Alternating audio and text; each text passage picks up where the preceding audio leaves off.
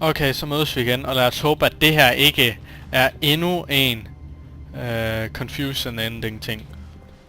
All of his co-workers were gone. What could it mean? Stanley decided to go to the meeting room. Perhaps he had simply missed a memo. Det kan godt være.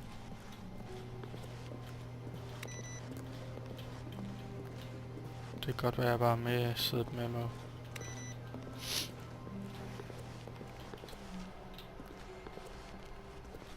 Men vi tager døren til højre. When Stanley came to a set of two open doors, he entered the door on his... This was not the correct way to the meeting room, and Stanley knew it perfectly well. Perhaps he wanted to stop by the employee lounge first, just to admire it.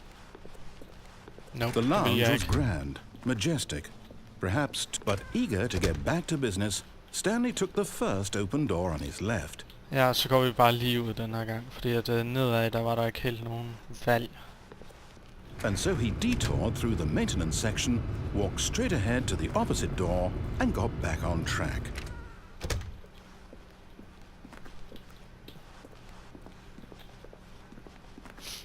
Yep. Yet there was not a single person here either. Feeling a wave of disbelief, Stanley decided to go up to his boss's office, hoping he might find an answer there.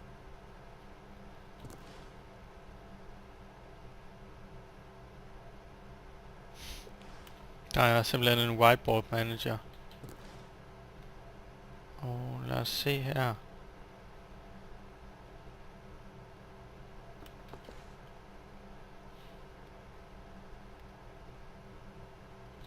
Nå.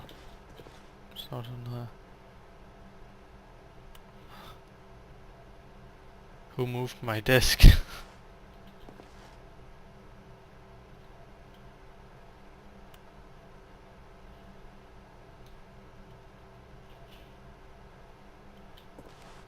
What?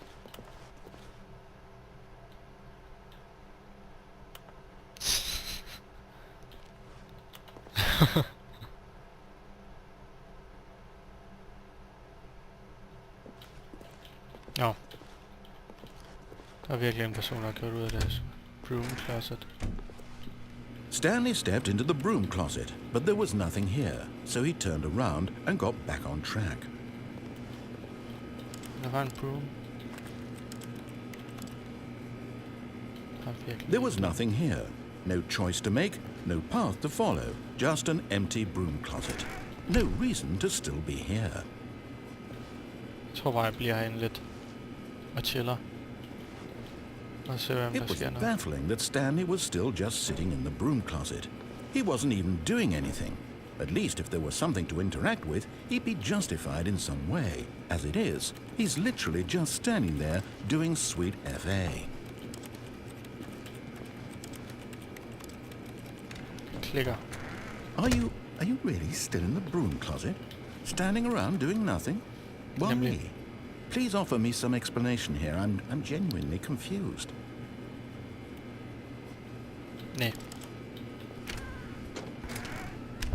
You do realize there's no choice or anything in here, right? If I'd said Stanley walked past the broom closet, at least you would have had a reason for exploring it to find out.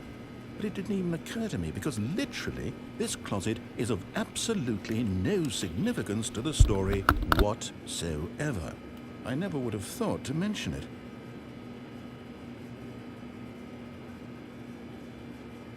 Maybe to you this is somehow its own branching path. Maybe when you go talk about this with your friends you'll say, "Oh, did you get the broom closet ending? The broom closet ending was my favorite." I hope your friends find this concerning.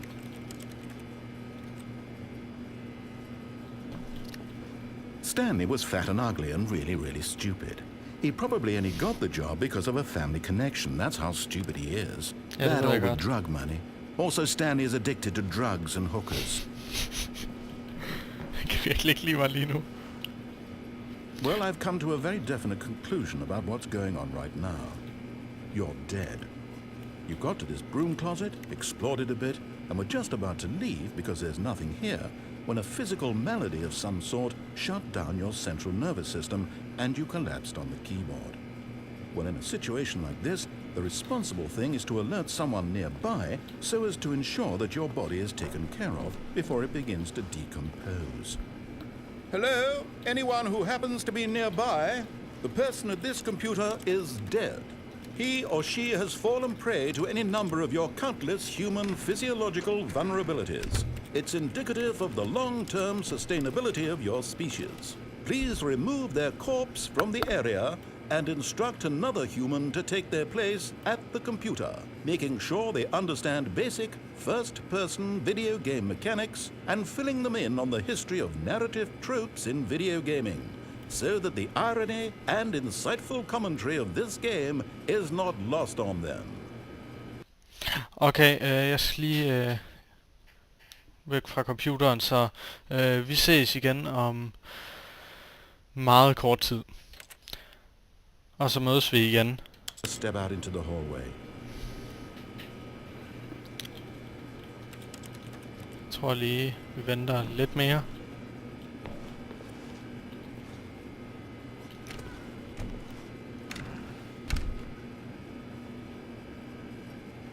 Okay, jeg tror ikke, der sker mere. Ah, second player. It's good to have you on board. I guarantee you can't do any worse than the person who came before you.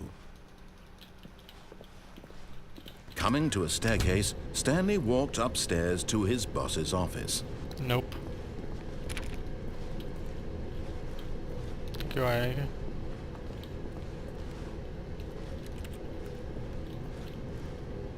Firehose.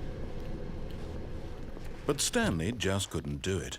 He considered the possibility of facing his boss. Admitting he had left his post during work hours, he might be fired for that. And in such a competitive economy, why had he taken that risk? All because he believed everyone had vanished? His boss would think he was crazy. And then something occurred to Stanley. Maybe, he thought to himself, maybe I am crazy. All of my co-workers blinking mysteriously out of existence in a single moment for no reason at all? None of it made any logical sense. And as Stanley pondered this, he began to make other strange observations. For example, why couldn't he see his feet when he looked down? Why did doors close automatically behind him wherever he went? And for that matter, these rooms were starting to look pretty familiar. Were they simply repeating? No, Stanley said to himself, this is all too strange. This can't be real. And at last, he came to the conclusion that had been on the tip of his tongue. He just hadn't found the words for it. I'm dreaming, he yelled. This is all a dream. Oh, what a relief Stanley felt to have finally found an answer, an explanation. His co-workers weren't actually gone. He wasn't going to lose his job. He wasn't crazy after all. And he thought to himself, I suppose I'll wake up soon. I'll have to go back to my boring real-life job pushing buttons. I may as well enjoy this while I'm still lucid. So, he imagined himself flying and began to gently float above the ground. Then he imagined himself soaring through space on a magical starfield, and it too appeared. It was so much fun, and Stanley marveled that he had still not woken up. How was he remaining so lucid? And then perhaps the strangest question of them all entered Stanley's head. One he was amazed he hadn't asked himself sooner. Why is there a voice in my head dictating everything that I'm doing and thinking? Now the voice was describing itself being considered by Stanley, who found it particularly strange. I'm dreaming about a voice describing me, thinking about how it's describing my thoughts, he thought. And while he thought it all very odd and wondered if this voice spoke to all people in their dreams, the truth was that, of course, this was not a dream. How could it be? Was Stanley simply deceiving himself, believing that if he's asleep he doesn't have to take responsibility for himself? Stanley is as awake right now as he's ever been in his life. Now, hearing the voice speak these words was quite a shock to Stanley. After all, he knew for certain, beyond a doubt, that this was in fact a dream. Did the voice not see him float and make the magical stars just a moment ago? How else would the voice explain all that? This voice was a part of himself too. Surely, if he could just... He would prove it. He would prove that he was in control, that this was a dream. So he closed his eyes gently, and he invited himself to wake up. He felt the cool weight of the blanket on his skin, the press of the mattress on his back, the fresh air of a world outside this one. Let me wake up, he thought to himself. I'm through with this dream. I wish it to be over. Let me go back to my job. Let me continue pushing the buttons. Please, it's all I want. I want my apartment, and my wife, and my job. All I want is my life exactly the way it's always been. My life is normal. I am normal. Everything will be fine. I am okay.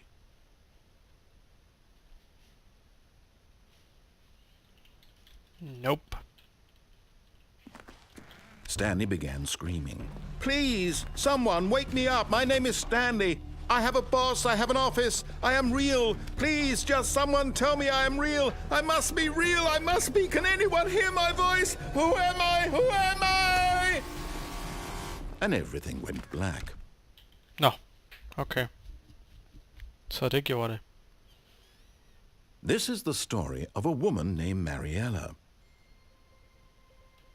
Mariella woke up on a day like any other.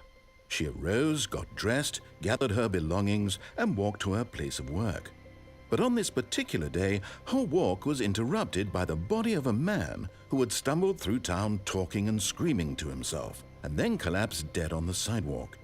And although she would soon turn to go call for an ambulance, for just a few brief moments she considered the strange man.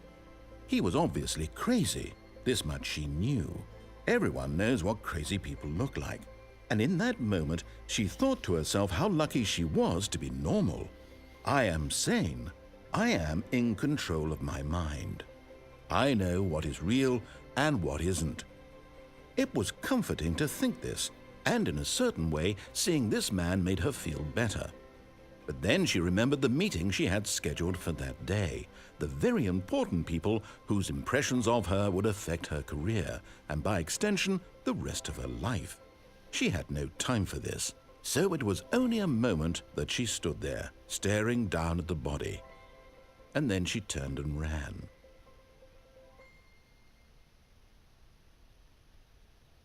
Nå, det var da en lidt speciel slutning. Og det var jo så det for den her gang. Vi ses. Sig nej til slægtvarme mennesker. Og have en fortsat god dag.